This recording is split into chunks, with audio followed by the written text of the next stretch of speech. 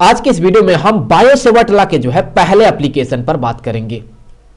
तो इसका जो पहला एप्लीकेशन है वो ये है कि अगर एक जो है स्टेट कंडक्टर हो और उसमें जो है करंट का फ्लो हो रहा हो, तो फिर उसके कारण जो है उसके आसपास किसी एक पॉइंट पर मैग्नेटिक फील्ड कितना बनता है। तो मान लें कि यहां पर जो है ये एक जो है कंडक्टर हो गया, जो कि देख लें ये एक स्ट्रेट कंडक्टर है और इसमें जो है करंट का फ्लो हो रहा है। करंट यहां पर जो फ्लो कर रहा है ये करंट हमने मान लिया कि ये करंट है यहां पर आई। तो अब हम क्या करेंगे कि हम जो है यहां पर एक पॉइंट चूज कर लेते हैं। चलिए यहां पर हमने एक पॉइंट मान लिया, इस पॉइंट पर मैग्नेटिक फील्ड कितना बनेगा इस कंडक्टर के कारण वो हमें पता करना है। तो मान लेते हैं कि ये जो पॉइंट है ये है P। तो सबसे पहले देख लेते हैं कि मैग्नेटिक फील्ड का जो है इस P पॉइंट में डायरेक्शन क्या होगा। तो यहां पर अगर आप right hand palm rule use करते हैं तो आप ये पाएंगे कि यहां पर जो मैग्नेटिक फील्ड का डायरेक्शन होगा वो यहां पर नॉर्मली इनवर्ड होगा, स्क्रीन से जो है अंदर की तरफ होगा। हम क्या करेंगे कि हम यहां पर जो है इस P पॉइंट से जो है यहां पर इस वायर पर जो है एक परपेंडिकुलर ड्रॉप करेंगे। तो यहां पर हमने मान लिया कि ये जो डिस्टेंस है ये डिस्टेंस है यहां पर ये है A। तो अब हमें इस P पॉइंट पर मैग्नेटिक फील्ड पता करना है, तो उसके लिए यहां पर हम यूज करेंगे बायो-सेवर्ट लॉ। तो उसके लिए हमें यहां पर जो है एक छोटा सा यहां पर एलिमेंट कंसीडर करना होगा। तो चलिए हमने वो जो एलिमेंट है वो एलिमेंट हमने यहां पर कंसीडर कर लिया। हमने यहां पर एक छोटा सा एलिमेंट कंसीडर किया। ये जो एलिमेंट है ये हमने मान लिया कि ये है यहां पर DL और इसका जो है यहां से ये जो डिस्टेंस है ये डिस्टेंस हमने मान लिया कि ये डिस्टेंस है यहां पर स्मॉल लेटर l।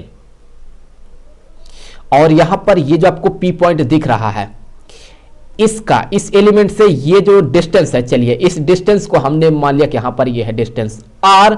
और साथ ही साथ हमने ये भी मान लिया कि यहां पर जो है ये जो एंगल बन रहा है ये वाला एंगल, ये एंगल है यहां पर थीटा। और साथ ही साथ हमने ये भी मान लिया कि यहां पर ये जो एंगल बन रहा है ये एंगल है यहां पर फाई। और साथ ही साथ हम ये मान लेते हैं कि सबसे पहले तो यहां पर जो है इसे जोड़ देते हैं कुछ ऐसे और फिर यहां से जो है हम इसे मिला देते हैं कुछ ऐसे।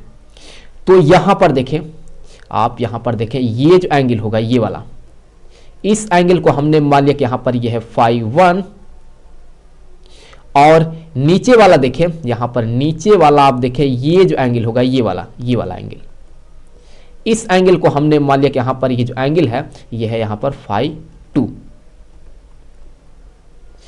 यहां ध्यान रखें कि फाई 1 को जो है हम यहां पर इस डायरेक्शन में मेजर कर रहे हैं, क्लॉकवाइज डायरेक्शन में, और वहीं पर फाई 2 को देख ले यहां पर हम इसे जो है एंटी क्लॉकवाइज डायरेक्शन में मेजर कर रहे हैं। ये आगे चल करके जो है फाई 2 यहां पर निगेटिव होने वाला है जब हम इसे जो है इंटीग्रेट करेंगे, तब ये ध्यान में रखें।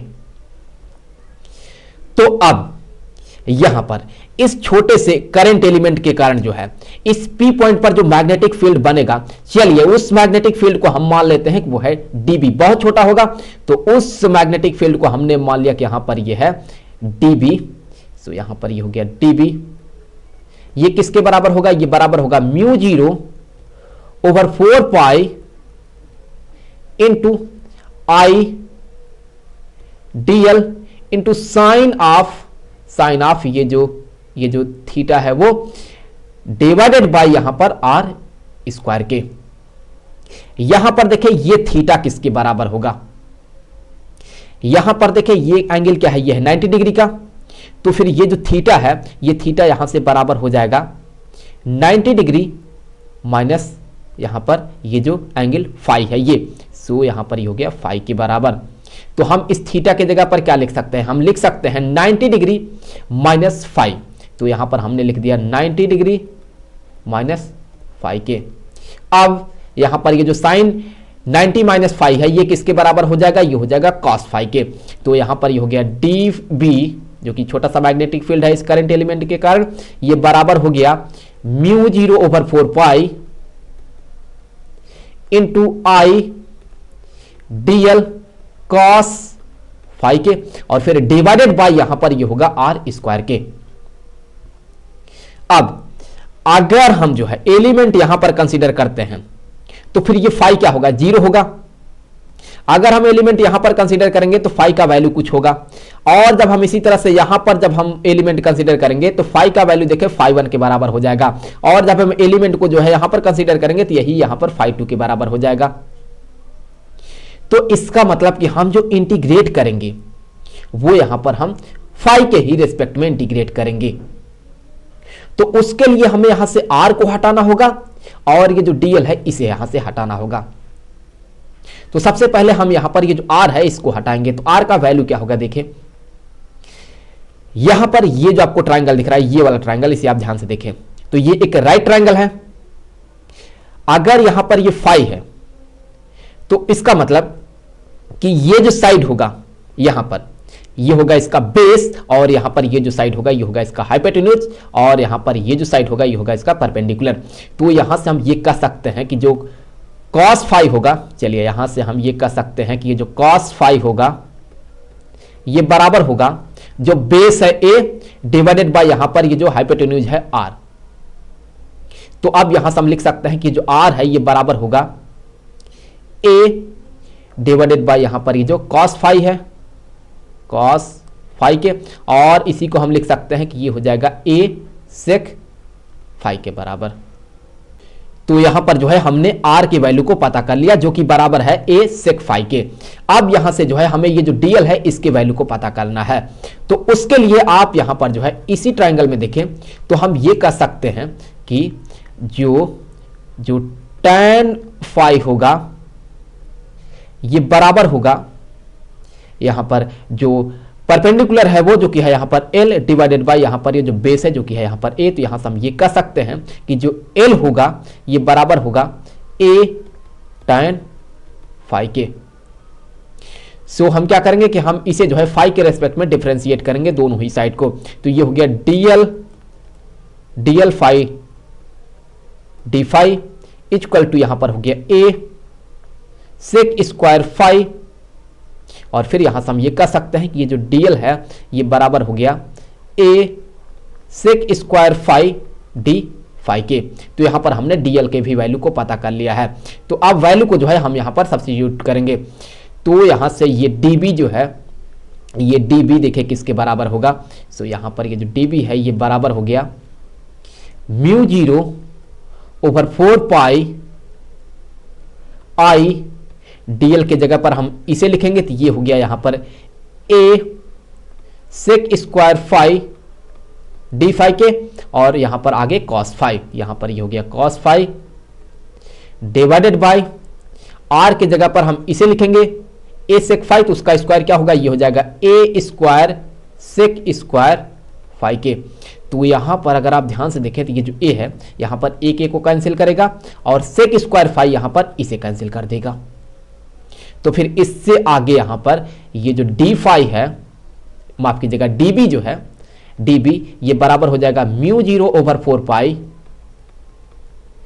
इंटू i, फिर यहां पर होगा cos phi d phi divided by यहां पर ये जो a है ये। तो ये तो इस करंट एलिमेंट के कारण जो है इस पी पॉइंट पर मैग्नेटिक फील्ड है। हमें इस पूरे कंडक्टर के कारण जो मैग्नेटिक फील्ड बन रहा है इस पी पॉइंट पर उसे पता करना है। तो हम क्या करेंगे कि हम इसी को जो है यहां पर इंटीग्रेट करेंगे। तो यहां से हम ये कह सकते हैं कि b जो होगा यहां पर ये टोटल मैग्नेटिक फील्ड है इस पूरे कंडक्टर के कारण, ये बराबर होगा integration of this term, that mean हम इसे इंटीग्रेट करेंगे। तो यहां से ये बराबर हो गया integration of mu 0 over 4 pi into i cos phi d phi divided by यहां पर ये जो a है ये, और साथ ही साथ देखें लिमिट क्या होगा। यहां पर इस जगह पर जब हम एलिमेंट कंसीडर करेंगे तो ये जो फाई है इसका वैल्यू क्या होगा, फाई 1 के बराबर होगा, और जब हम एलिमेंट को यहां पर कंसीडर करेंगे तो इस जगह पर फाई का वैल्यू जो है ये फाई 2 के बराबर हो जाएगा। और चूंकि हम फाई 1 को जो है इस डायरेक्शन में मेजर कर रहे हैं, तो अगर हम इसे जो है पॉजिटिव कंसीडर करते हैं तो हमें इस फाई 2 को जो है निगेटिव कंसीडर करना होगा, क्योंकि इसको जो है हम अपोजिट डायरेक्शन में मेजर कर रहे हैं। तो यहां पर इसका जो लोअर लिमिट होगा वो होगा यहां पर माइनस यहां पर ये होगा फाई 2 और अपर लिमिट यहां पर होगा फाई 1 के। अब म्यू 0/4 पाई ये एक कांस्टेंट है, तो ये इंटीग्रल से बाहर आ जाएगा। करंट भी कांस्टेंट है और यहां पर ये जो ए है ये भी यहां पर कांस्टेंट है, क्योंकि ए यहां पर देखें 5 पर डिपेंड नहीं करता है और साथ साथ करंट भी 5 पर डिपेंड नहीं करता है, तो ये कांस्टेंट होगा, इसे हम इंटीग्रल से बाहर निकाल लेंगे। तो इससे आगे यहां पर ये जो b है ये बराबर हो जाएगा mu 0/4 into i by a, फिर यहां पर होगा integration of cos phi d phi, और इसका जो यहां पर लोअर लिमिट होगा ये होगा -φ2 और अपर लिमिट होगा यहां पर φ1 के, और ये बराबर हो जाएगा म्यू 0/4 इंटू आई बाई ए, और जब हम इस cos फाई को जो है इंटीग्रेट करेंगे तो ये हो जाएगा sin फाई के बराबर, तो यहां पर ये हो गया sin फाई, और लोअर लिमिट क्या होगा, लोअर लिमिट होगा यहां पर -φ2 और अपर लिमिट होगा यहां पर φ1 के। तो चलिए लिमिट को जो है इसके अंदर इंसर्ट करते हैं। तो सबसे पहले यहां पर ये जो φ1 है इसे हम फाई के जगह पर इंसर्ट करेंगे, फिर माइनस इसी फाई के जगह पर हम इस -φ2 को इंसर्ट करेंगे। तो देखिए यहां से हमें क्या मिलता है, यहां से ये बराबर हो जाएगा mu 0/4 into i by a, फिर यहां पर होगा ब्रैकेट में साइन ऑफ φ1, फिर माइनस यहां पर होगा साइन ऑफ -φ2, और हमें पता है कि साइन ऑफ -φ2 बराबर होता है माइनस साइन φ2 के। सो यहां पर ये हो जाएगा प्लस, तो यहां पर ये हो गया प्लस और यहां पर हो गया साइन ऑफ φ2 के। तो ये हो गया यहां पर, ये हो गया यहां पर मैग्नेटिक फील्ड। तो इस तरह से जो है हम मैग्नेटिक फील्ड को पता करते हैं। तो आई होप कि ये वीडियो आपके लिए काफी हेल्पफुल रहा होगा। मिलेंगे आपसे अगले वीडियो में किसी दूसरे टॉपिक के साथ, तो तब तक के लिए गुड बाय।